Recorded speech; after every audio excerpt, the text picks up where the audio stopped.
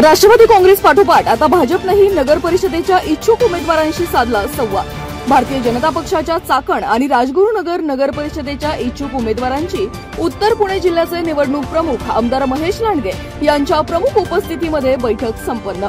नगर परिषदेच्या निवडणुकीत प्रत्येक घटकाला न्याय आणि शहराचा सर्वांगीण विकास या हेतूने काम आणि प्रत्येकानं नागरिकांपर्यंत पोहोचण्याच्या दिल्या सूचना। भारतीय जनता पक्षाचा विचार घराघरात पोहोचवायचा हाच या बैठकीतून इच्छुक उमेदवारांना दिला संदेश।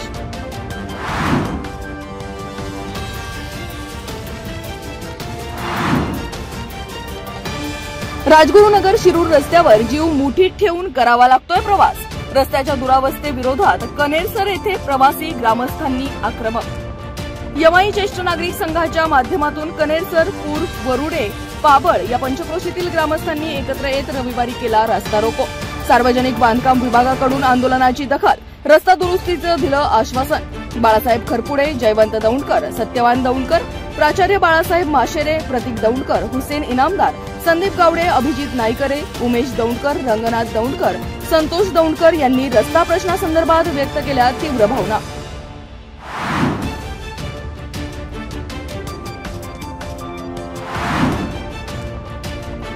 भामाई महिला सक्षमीकरण अभियान भविष्यात भामा खोऱ्यातील गरजवंत महिलांसाठी आधार ठरावे यासाठी आम्ही काम करणार। गाव पातळीवर विविध जबाबदारी सांभाळणाऱ्या महिला सक्षम करण्यासाठी आम्ही काम करू। भामाई महिला सक्षमीकरण अभियानाच्या मुख्य संयोजिका सुनीता बुट्टे पाटील यांनी व्यक्त केला विश्वास। करंजविहिरे येथे भामाई महिला सक्षमीकरण अभियानाच्या वतीने भामा खोऱ्यातील विविध पदावरून काम करणाऱ्या महिलांचा रविवारी झाला सन्मान सोहळा संपन्न।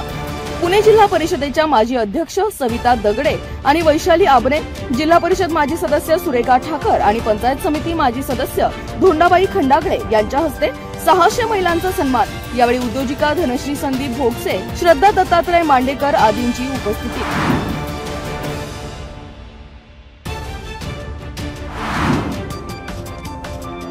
महावितरणच्या दुर्लक्षामुळे सायगाव येथील विद्युत डीपी बॉक्स खिळग्या।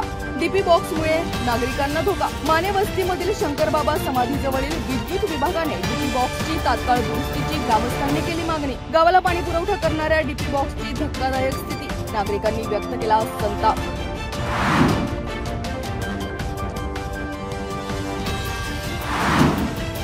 कार्तिकी एकादशी निमित्ताने ठाणे, रायगड जिल्ह्यातील दिंड्यांचे मुख्य जिल्ह्यात रविवारी झाले आगमन। भिवंडीतील पडघाच्या शेरेकरपाडा येथील विठ्ठल रुक्मिणी मंदिर, दिंडीखेड तालुक्यातील परसूल गावी मुक्कामी।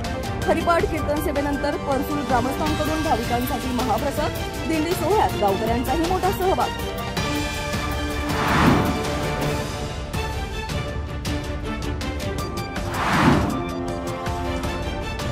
खेड तालुका ट्रेकिंग ग्रुपच्या वतीने लोणावळा, राजमाची, कोंडेश्वर, कुसूर पठार, तळपेवाडी, वांद्रेखिंड, पधारवाडी, येळवली, भीमाशंकर असा 72 किलोमीटरची जंगल भटकंती। लोणावळ्यापासून सुरू होणारा हा ट्रेक सह्याद्रीचं विलोभनीय सौंदर्य दाखवत कोकणकरा मार्गे भीमाशंकर।